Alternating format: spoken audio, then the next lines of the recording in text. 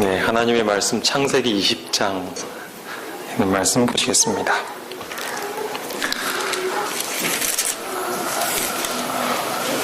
구약성경 창세기 20장입니다.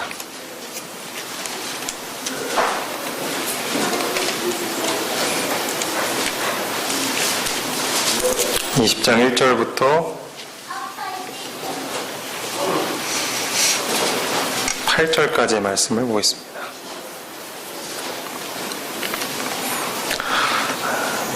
홀수절을 제가 읽고요. 우리 짝수절을 성도님들께서 읽어주시면 감사하겠습니다. 창세기 20장 1절부터 제가 읽겠습니다. 아브라함이 거기서 네게브 땅으로 옮겨가 가데스와 술 사이 그랄에 거류하며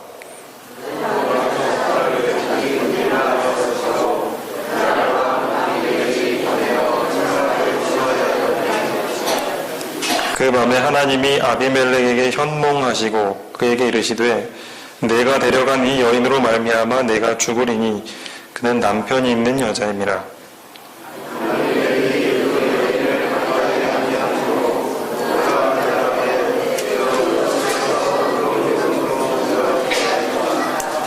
그가 나에게 이는 내 누이라고 하지 아니하였나이까. 그 여인도 그는 내 오라비라 하였사오니 나는 온전한 마음과 깨끗한 손으로 이렇게 하였나이다.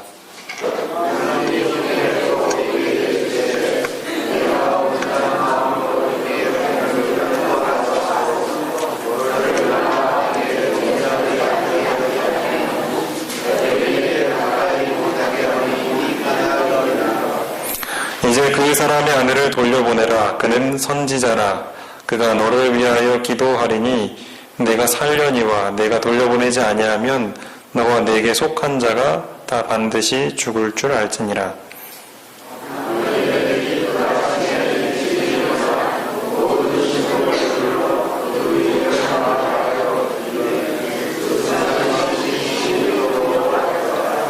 아멘. 이제 아브라함이 헤브론 근처의 마므레 숲을 떠났습니다. 이 마므레 숲은 아브라함이 창세기 18장에서 그 3명의 손님을 접대했던 장소였습니다. 그곳에서 소돔과 고모라가 멸망할 것임을 듣게 되었습니다. 그리고 남쪽 지방인 네게브라는 곳으로 향했습니다. 그 이야기가 20장에 기록이 되어 있습니다. 가데스와 술 사이 그랄에 거류하며 있었던 일. 어쩌면 아브라함에게 있어서는 가장 수치스럽고 부끄러웠던 일, 그 일이 바로 오늘 읽었던 일입니다. 성경은 이 아브라함의 약점을 2번씩이나 기록하고 있습니다. 잘 아시는 것처럼 이 창세기 20장에 있었던 사건은 처음 일어나는 일이 아니었습니다. 이전에도 아브라함의 똑같은 약점이 드러났습니다. 그래서 왜 성경이 이 똑같은 약점을 기록하고 있는가를 연구해 보는 것도 참 중요한 일이라고 생각이 됩니다. 2절을 보시면 그의 아내 사라를 자기 누이라 했다라고 했습니다. 그가 자기 아내 사라를 누이라 했던 이유는 아마 잘 아실 것입니다. 첫 번째는 일단 자기 아내가 너무나 예뻤기 때문입니다. 자기를 죽이고서라도 그 아내를 데려갈 수도 있겠다는 두려움, 그것이 아브라함으로 하여금 자기 아내를 누이라고 속이게 만들었던 첫 번째 이유였습니다.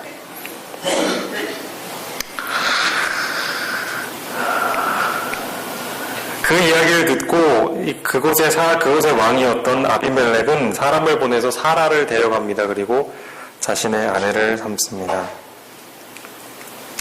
아마도 아비멜렉은 사라를 불러놓고 혹은 아브라함에게 이렇게 물었을지 모릅니다. 이 여자가 도대체 당신에게 어떤 존재이냐, 어떤 관계냐라고 물었겠죠. 그랬을 때 이 아브라함은 주저주저 하다가 이 여인은 저의 누이입니다 하면서 선뜻 내어줬을 겁니다. 데려가셔도 됩니다. 뭐 그런 말은 안 했겠지만 아비멜렉은 그 말을 듣고 안심했습니다. 이처럼 아름다운 여인이 아직 결혼을 안 했다니 당장에 내려갔겠죠. 자신의 아내로 삼으려고 했습니다. 그런데 3절에 보시면 하나님께서 가만히 계시지 않으셨습니다. 꿈을 통하여 아비멜렉에게 나타나셨습니다. 그리고 말씀하셨죠. 내가 데려간 이 여인으로 말미암아 내가 죽을 것이다. 왜냐하면 그는 남편이 있는 여자이기 때문이다. 이 무슨 청천벽력 같은 이야기입니까? 정말 그 아비멜렉은 정말 이 여인이 처녀라고 생각하고 아브라함의 아내일 거라고는 꿈에서도 생각을 안 했는데 하나님께서 꿈에게 그에게 이 여자는 남편이 있는 여자다라고 이야기했을 때 얼마나 그가 놀랐을지 우리가 상상해 볼 수가 있습니다. 그것 때문에 자신이 죽게 될 것이라는 것 때문에 너무나도 두려웠습니다. 그리고 그런 아비멜렉은 하나님께 이렇게 대답했죠. 주여, 주께서 의로운 백성도 멸하시나이까. 그가 이렇게 대답할 수 있었던 이유는 무엇이었을까요? 정말 그 사람은 몰랐습니다. 양심에 거리끼는 것이 없었습니다.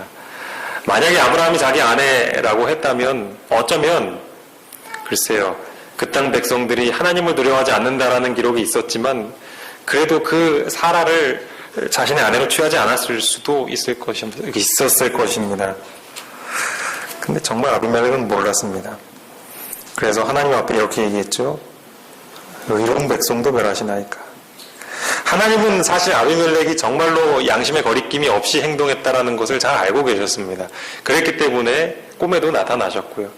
또 하나님께서 직접 친히 그 경고 없이 벌을 내리실 수도 있었지만 이미 또 알려주셨다라는 것은 하나님께서도 그가 결백하다라는 것을 인정하셨다라는 것으로 볼 수 있겠습니다.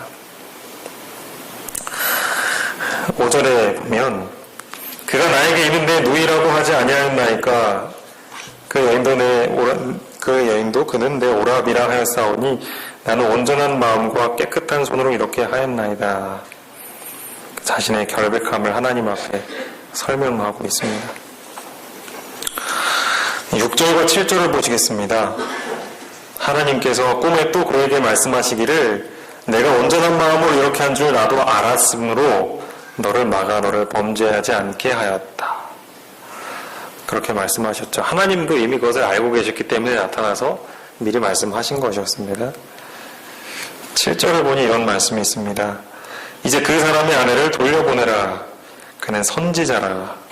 그가 너를 위하여 기도하리니 내가 살려니와 내가 돌려보내지 아니하면 너와 내게 속한 자가 다 반드시 죽을 줄을 알지니라 라고 했습니다.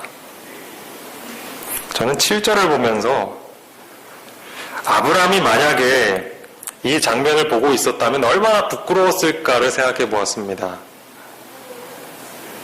자신의 아내를 아내라 하지 못하고 예전에 홍길동전에 나온 것처럼 아버지를 아버지라 하지 못하고 그런 이야기처럼 내 아내가 옆에 있지만 아내라 하지 못했던 그런 연약함을 보였는데도 하나님께서는 그 그랄 왕 아비멜렉에 뭐라고 하시냐면 그는 선지자라 그렇게 얘기하는 겁니다. 그 두 가지를 연결시키면 어떻게 되냐면 선지자인 아브라함은 자신의 아내를 아내라고 못 불렀다. 그런 것이죠. 오늘날로 얘기하면 뭘까요? 정말로 사람들에게 인정받고 칭찬받는 하나님의 종이 목회자일 수도 있고 장로님일 수도 있고 집사님일 수도 있고 혹은 평신도일 수도 있고 그런 사람이 자신의 아내를 아내라 하지 못하고 내가 죽을까 봐 얼마나 부끄럽겠습니까? 하나님께서 그 아브라함을 선지자로 부르신 것은 참 의미심장한 것 같습니다. 제가 앞서 말씀드렸던 이 아브라함의 첫 번째 그 연약함을 나타냈던 기록을 찾아보니 거의 지금 이야기를 설명하는 기록들도 거의 다 비슷합니다. 쓰여진 말들도 거의 다 비슷한데 몇 가지 차이점이 있었어요. 첫 번째는 그때의 아브라함의 이름은 아브람이었고 지금 여기 이름은 아브라함이었습니다. 이 이름의 뜻을 알고 계신 분들은 아시겠지만 이 아브라함은 이 열국의 압이라는 뜻을 가지고 있습니다. 그리고 두 번째 차이점은 뭐냐면 바로 이 7절입니다. 거기는 이런 선지자라 그가 너를 위하여 기도하리니 이런 말이 없었습니다. 그런데 이 두 번째 그가 비슷한 실수를 또 했을 때도 하나님은 그 이방 왕에게 아브라함을 가리켜서 선지자다 그리고 기도하는 자다라고 그렇게 말씀해 주신 것입니다. 저는 이 차이점들을 묵상하면서 얼마나 하나님의 은혜가 컸던가를 생각해 보게 되었습니다. 분명 하나님께서 아브라함의 큰 뜻을 품고 계셨을까요? 예, 맞습니다. 하나님께서 아브라함을 향해 가지고 계셨던 뜻은 무엇이었나요? 그가 어떤 사람이 되기를 원하셨을까요? 그것은 하나님의 율법의 보관자가 되기를 원하셨습니다. 그를 통하여 복을 받게 될 것이다라는 그 약속은 물론 그의 자손을 통하여 메시아가 출생할 것을 알려주신 것이기도 했지만, 하나님을 두려워하는 사람이 없는 그 세상에서 하나님의 법을 무시하는 것을 전혀 개의치 않는 그런 사람들 사이에서 정말로 하나님의 법을 두려워하고 그것을 지키는 사람으로서 우뚝 서기를 하나님께서는 아브라함에게 기대하셨습니다. 그런데 이 아브라함은 하나님께서 이후에 십계명을 통해서 주신 계명 중에서 내 이웃에 대하여 거짓 증거하지 말라라고 했던 그 계명마저도 버젓이 어기면서, 그리고 어쩌면 남자가 보여주는 정말 이 부끄러운 행동을 하는 모습을 보여주면서 과연 그가 하나님의 일을 할 수 있을 것인가 라고 생각하게 할 만큼 연약한 모습을 보였습니다. 그런데 성경은, 그리고 하나님께서는 그를 가리켜서 선지자라고 이야기하십니다. 오늘 우리는 어떻습니까? 지난 우리 권정현 목사님께서 오셔서 말씀해 주신 것 중에 하나가 우리가 선지자라는 말씀하셨죠.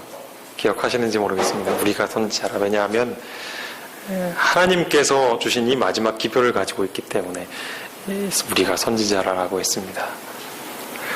그렇다면 아브라함과 우리와의 공통점이 있지요. 우리도 선지자, 아브라함도 선지자. 그렇다면 우리는 과연 아브라함보다 더 나은 삶을 살고 있는가를 한번 생각해 보시기 바랍니다. 아브라함마저도 이런 실수가 2번씩이나 성경에 기록되어 있습니다. 우리는 어떻습니까? 우리는 만약에 우리의 삶이 만천하에 공개가 되었을 때 사람들의 손가락질을 받지 않을 만큼 순결하게 살고 있습니까? 선지자라는 이름에 걸받게 살고 있습니까? 그것이 지난 3년간 저를 참 힘들게 한 질문이었습니다. 목회자라는 것이 참 저에게는 그냥 다른 특별한 힘든 일이 없더라도 저를 힘들게 만들었던 것은 제 자신의 어떤 과오나 실수가 있을 때 그것이 단순히 박성욱이라는 한 개인의 실수가 아니라 목회자라는 사람으로서 목회자가 그런 실수를 하고 목회자가 그런 부족함을 보이고 그런 타이틀이 따라다니는 것이 참 괴로웠습니다. 아브라함도 그랬겠죠.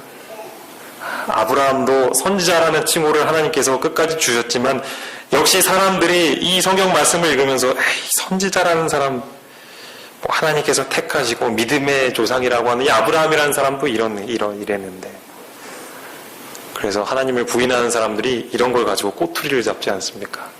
아브라함이 이 땅에서 정말 살아있으면서 그런 사람들의 비난을 듣는다면 얼마나 괴롭겠습니까?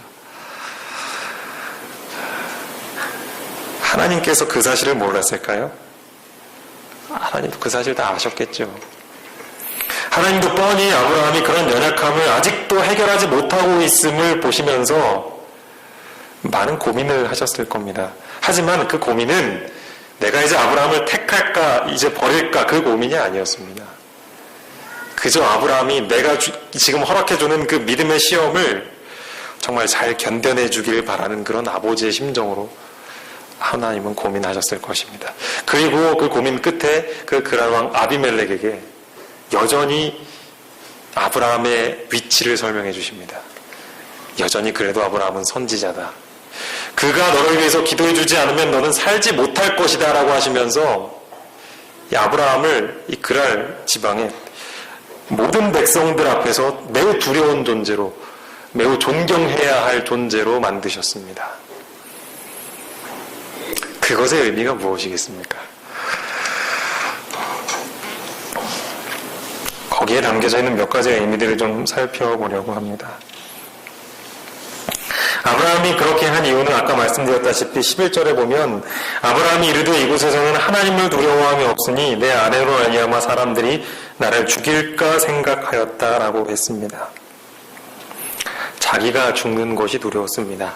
이 땅의 어느 누구도요, 내 목숨이 위태로워진다면 자신의 신념을 굽히지 않고 자신이 옳다 생각하는 의를 행할 수 있는 사람이 과연 몇이나 될까요?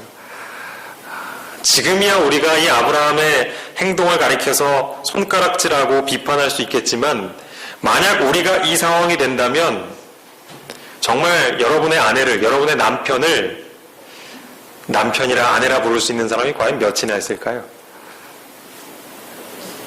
저도 선뜻 주저됩니다.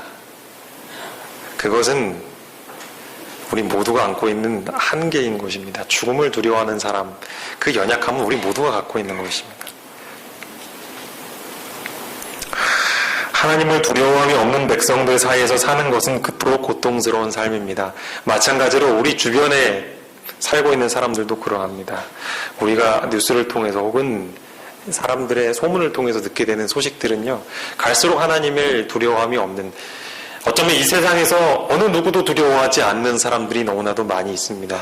그 사람들은 정말 입에 담기도 끔찍할 만한 범죄들을 많이 저지릅니다. 그러한 사람들 사이에서 우리의 신념을 지키고 산다는 것은 생각보다 어려운 일입니다. 아브라함이 당했던 그 시험이 오늘날 우리에게도 동일하게 적용이 되는 것입니다. 우리도 어쩌면 날마다 그런 믿음의 시험대 위에 서는 것입니다. 그 시험대 위에서 여러분들은 얼마나 합격하고 계십니까? 제가 목회를 시작하면서 참 하나님께 감사하는 것은 특별히 저희 연차가 함께 모여서 약 40일간 하남 지역에서 전도회를 했습니다. 제가 여기서 설교 때 말씀을 드린 적도 있었던 것 같습니다.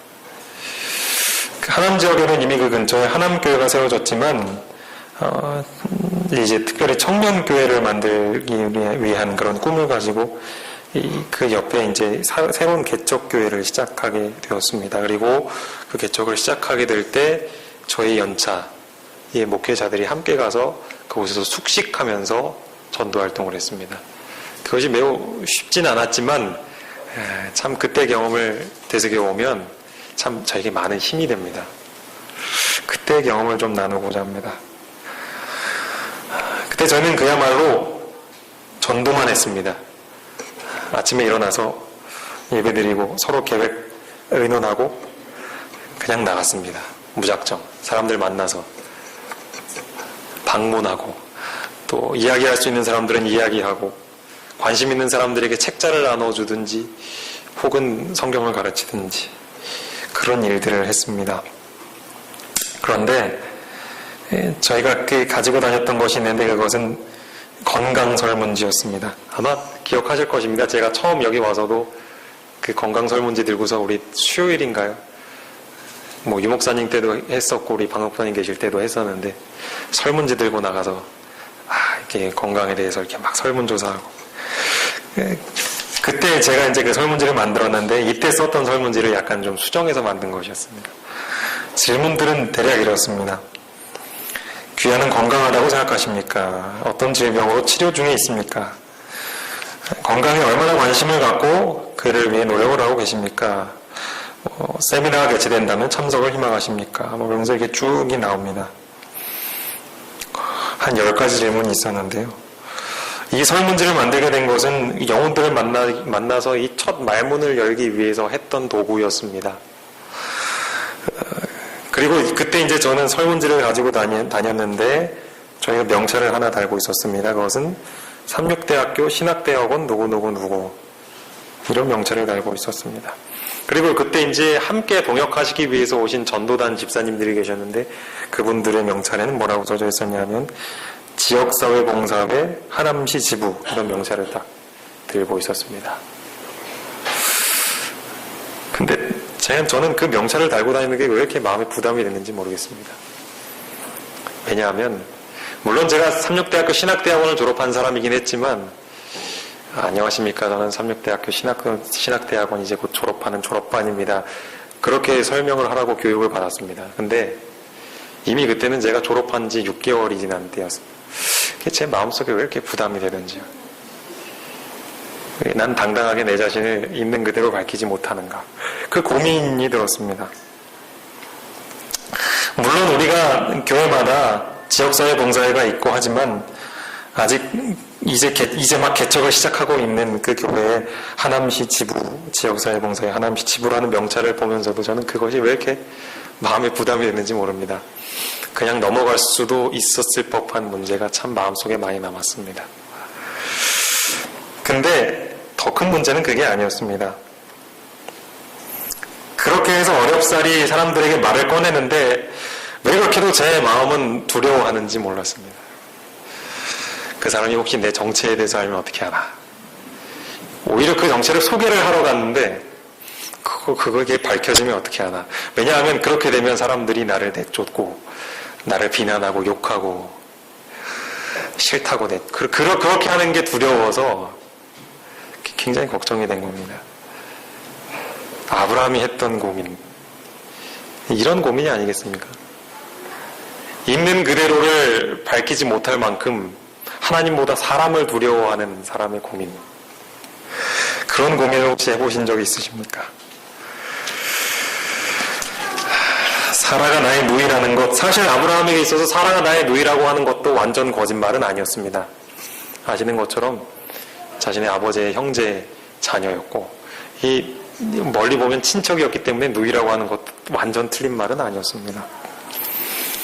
아브라함은 그걸로 마음의 위안을 삼을 수도 있었겠죠. 여기 지금 나온 창세기 20장의 경험 말고 그 이전에 애굽에서 있었던 경험 때도 그때는 아마 마음속에 좀 큰 갈등이 더 컸을지도 모릅니다. 처음이었기 때문에. 근데 그때 그 시험에서 딱 실패하고 난 다음에 두 번째 똑같은 상황이 됐을 때는 넘어지는 것이 좀 더 쉬웠을지 모릅니다. 첫 번째 시험만큼 양심의 가책이 덜했을지도 모릅니다. 자신의 정체성, 자신의 아내의 정체성을 숨기려고 했던 그 아브라함의 고민, 그 모습을 통해서 저를 보게 되었고 또 이때에 남은 무리로 살아간다는 우리 선지자 백성인 우리의 모습을 또 다시 한번 보게 되는 것 같습니다. 우리는 얼마나 세상 사람들에게 우리 자신의 정체성을 드러내는데 떳떳하고 있습니까? 우리는 하나님을 믿는 사람이다. 우리는 제7의 안식일 예수 재림교인이다. 우리가 믿고 있는 그분은 이렇다. 내가 믿고 있는 성경의 말씀은 이렇다라고 왜 그렇게 자신 있게도 이야기를 못하는가? 저 기독교에 다닙니다. 마음속에도 분명한 이름이 있음을 알면서도 그 양심의 소리를 숨긴 채 사라가 내 아내라고 소개하기 이전에 그래 내 누이도 맞지 하면서 마음을 달래면서 누이라고 했던 아브라함의 모습, 그 마음 가운데는 그 이유의 깊은 뿌리에는 바로 하나님보다도 사람을 두려워하는 마음이 있었기 때문입니다. 내가 좀 더 하나님을 두려워했다면, 내가 좀 더 이 세상 것들에 눈을 돌리지 않고 하나님을 바라보는 일에 집중했다면, 그렇다면 좀 더 하나님을 두려워했을 것이고 진실을 말하는 것을 두려워하지 않았을 것입니다. 7절을 좀 다시 한번 보겠습니다. 창세기 20장 7절 말씀.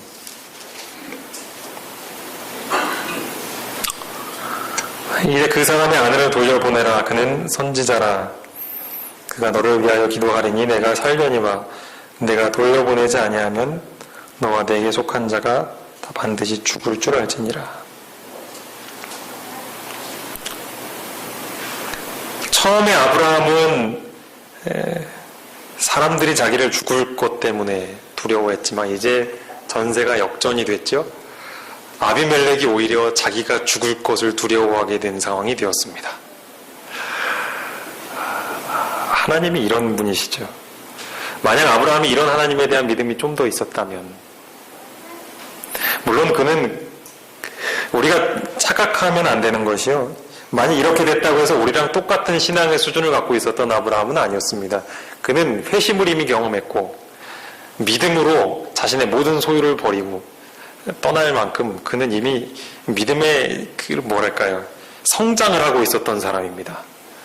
어쩌면 어떤 점수로 본다면 우리보다 훨씬 더 높이 지금 자라나가고 있는 단계였습니다. 단순히 그가 극복하지 못한 한 시험에 지금 실수를 하고 있는 것입니다.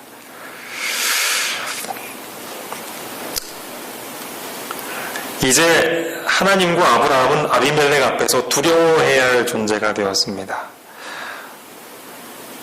믿음의 연약함을 보인 아브라함을 공개적으로 높이신 것입니다. 아비멜렉이 자신의 꿈 이야기를 자기 주변 신하들과 사람들에게 했을 때 그 사람들도 역시 마찬가지로 아브라함을 두려워하게 되었습니다. 그가 좀 더 믿음으로 전진했다면 그가 걱정하는 부분을 걱정하지 않았어도 된다는 것을 깨달았을 것입니다. 하나님께서 그들을 두렵게 하셨다면 그는 사람들을 두려워할 필요가 없었던 것이죠.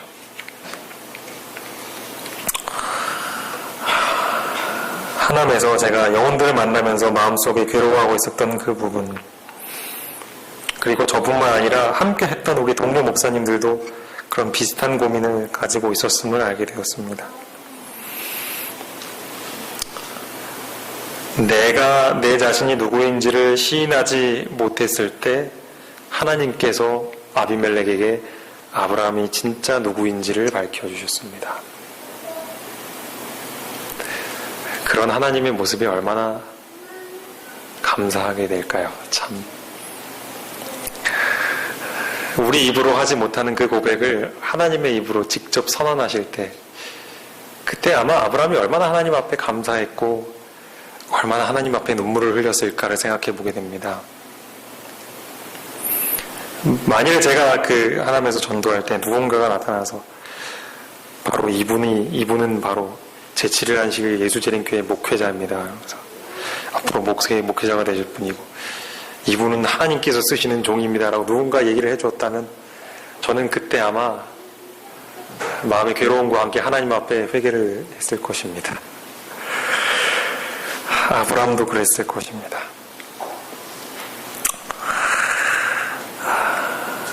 근데 정말 제가 전도를 나갔을 때 실제로 많은 사람들은 교인이라는 냄새가 조금만 나면 저희를 멀리했습니다. 저희를 거절하고. 하지만 생각보다 많은 사람들이 제가 하나님을 믿고 저는 제7일 안식일 예수재림 교인이다라는 걸 밝혔음에도 불구하고 그 사람들은 전혀 개의치 않았던 소수의 사람들이 있었습니다. 한 할머님이 계셨습니다. 그분은 처음 방문했을 때 저희를 거절했었습니다.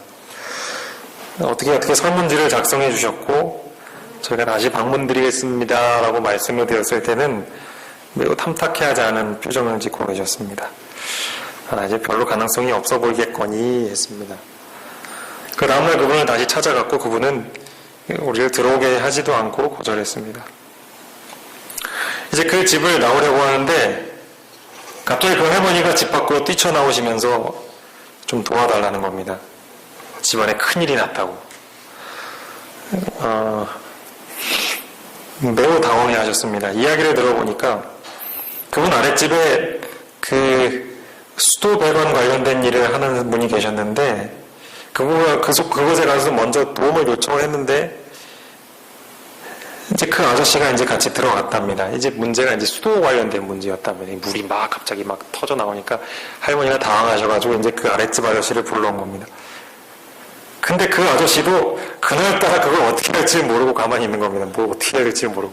그러니까 이 할머니가 급하니까 방금 전에 자기가 내쫓은 저희를 부른 겁니다. 화장실에서 물줄기가 아주 그냥 확 뿜어져 나왔습니다. 그때 저희와 함께 갔던 대원 중에 한 명이 고쳐보겠다고 나섰습니다.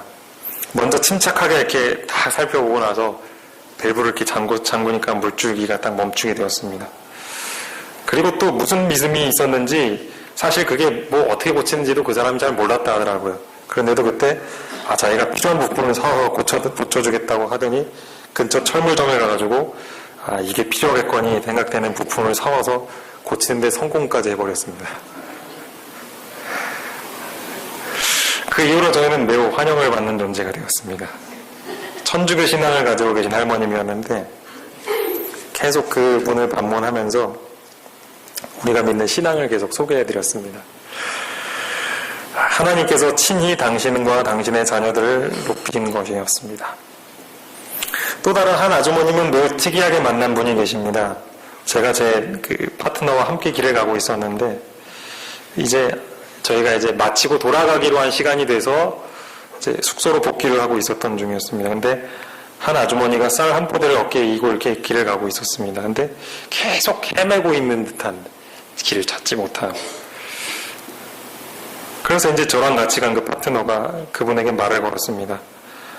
어디 가십니까? 그랬더니 지금 내 집을 가려고 그러는데 내 집이 어디 있는지를 모르겠다고 그러시는 겁니다. 그러니까 들어보니까 이제 이사 온 지가 얼마 안 되셔가지고 자기 집도 헷갈리시는 겁니다. 여기 따라 들어갔더니 철학원이더라고요. 불상 같은 것도 앞에 놓고 이렇게 이렇게 점 같은 것도 쳐주시고 하는 그런 분이었습니다. 다음 날에 찾아가서 설문지를 들이밀고 또 건강 세미나에 대해서 소개를 했는데 이 교회에서 나온 거 아니냐 하면서 계속 이렇게 쳐다보는 겁니다. 가능하면 교회 냄새를 안 풍기려고 노력 많이 했습니다. 아브라함처럼 그랬습니다. 근데 며칠이 지나고 나서 이제 마사지 봉사도 해드리고 또 여러 가지를 하면서 자연스럽게 종교와 신앙에 대한 이야기를 하게 되었습니다. 그리고 그분이 세미나에 대해서 또 관심을 보이시더라고요. 근데 또 한 가지 재미있는 일이 있었는데 어느 날은 또 찾아갔더니 자기 컴퓨터가 안 된다는 겁니다. 그래가지고 그걸 좀 봐달라고 했습니다. 그래서 저희는 우리가 알고 있는 모든 컴퓨터 관련 지식들을 다 동원해가지고 막 고치려고 했는데 이 원인이 도대체 무엇인지 밝혀내지는 못했습니다. 근데 신기한 게 이젠 더 이상 못하겠다 하고서는 이렇게 한번 툭 쳤는데 되는 겁니다. 이게 아주머니에게 이제 아마도 이러이러해서 아마 문제가 됐던 것 같다라고 말씀을 드리고 그랬더니 아주머니 매우 고마워하시더라고요. 그리고 저는 잘됐다 하시면서 또 하나를 부탁하시는데 DVD 플레이어가 화면이랑 소리가 안 나온다는 겁니다. 그래가지고 또 전문가도 아닌데 막 그거를 고치면서 이렇게 해가지고 막 선을 이게 맞을 것 같다고 우선 이렇게 선을 막 꼽으면서 연결을 바꿔봤는데 다행히 나왔습니다. 그날 꼭 저희가 AS 센터 직원인 것 같았습니다. 그 일로 아주머님의 신뢰를 얻게 됐고 또 떠나기 전날 금요일에 저희가 만났던 구도자분들 다 초청해서 식사 대접을 하고 또 간단한 예배도 드리고 또 음악 순서도 가졌는데 그때도 참석하겠다고 이렇게 말씀을 하셨습니다. 우리가 우리 스스로를 밝히지 못할 때 하나님께서 어떻게 우리를 밝히시는가? 그것을 저는 말씀드리고 싶습니다. 정말 하나님의 일을 한다고 하는 사람들이라 할지라도 이런 두려움, 사람을 두려워하는 것 앞에서 내가 누구인지도 밝히지 못하는 그런 상황임에도 불구하고 하나님은 우리를 내치지 않으시고 끝까지 하나님의 종으로 붙드십니다. 그리고 하나님께서 쓰시는 그 연약한 종이 얼마나 능력 있는 주인의 명령에 따라 움직이고 있는지를 친히 보여주십니다. 아브라함에게도 그랬고 또 저희에게도 그러셨습니다. 그리고 여러분들에게도 그러시길 바랍니다. 시편 105편에 있는 말씀을 보겠습니다.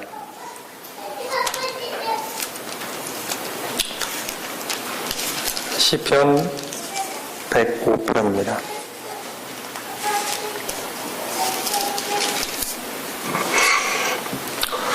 시편 105편 14절과 15절입니다.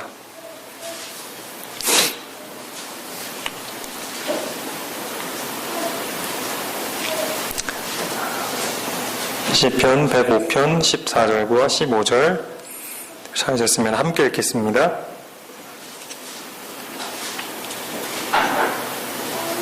자, 시작.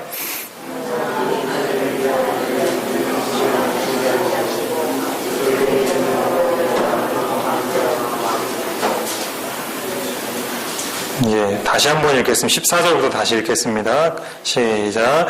그러나 그는 사람이 그들을 억압하는 것을 용납하지 아니하시고 그들로 말미암아 왕들을 꾸짖어 이르시기를 나의 기름 부은 자를 손대지 말며 나의 선지자들을 해하지 말라 하셨도다. 아브라함도 하나님의 선지자였습니다. 그러했기에 하나님께서 그를 해하도록 두지를 않으신 것입니다. 오히려 그를 높이시는 것입니다.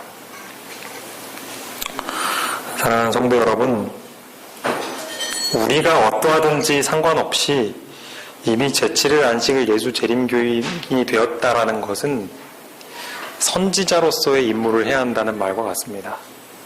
그것은 좋든 싫든 우리에게 주어진 임무입니다. 하나님께서는 당신의 선지자를 이렇게 사랑하신다는 것을 오늘 아브라함 이야기를 통해서 보여주셨습니다.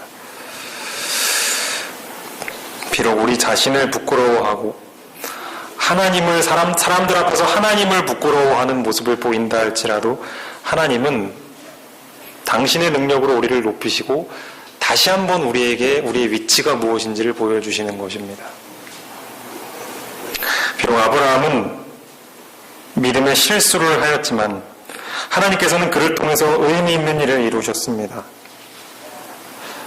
만약 아브라함이 그때 이 아내는 내 아내라고 밝히 이야기했으면 물론 더 하나님의 뜻을 이룰 수 있었겠지만 비록 그가 그 부분에서 넘어지고 실수했다 할지라도 하나님은 그 실수를 이용해서 하나님의 뜻을 이루신 것입니다. 그게 뭐냐면 사람들로 하여금 하나님을 향한 경외심을 갖게 만든 것이죠.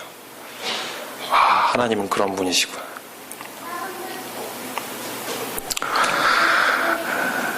우리는 이 시대에 하나님을 두려워할 줄 모르는 세상 사람들과 함께 살아가고 있습니다.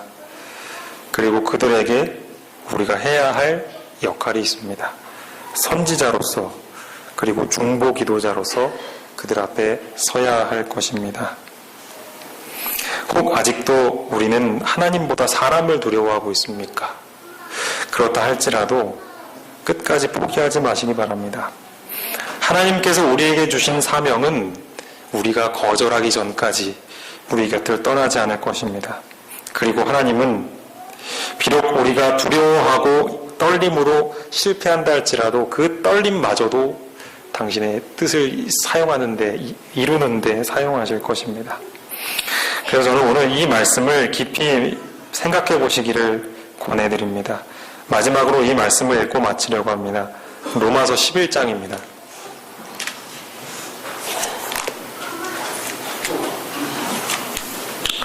신약성경 로마서 11장 12절입니다.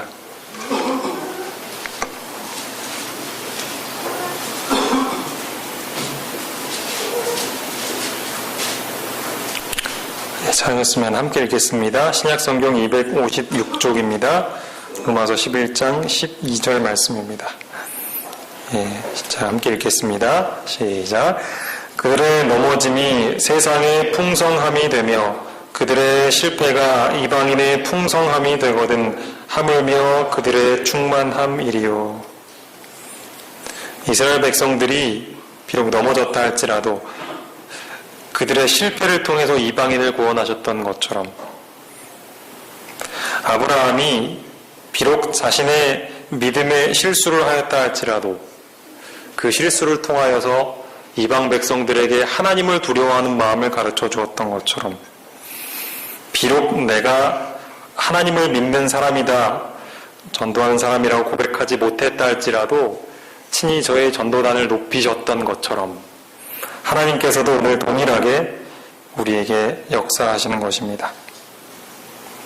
그리고 또 하나 우리에게 바라는 점이 있다면 너희가 넘어져도 내가 일할 수 있지만 너희가 좀 더 부유해졌으면 좋겠다라고 우리에게 말씀하십니다. 그렇게 될 때 하나님은 더욱더 크게 역사하시게 될 것입니다.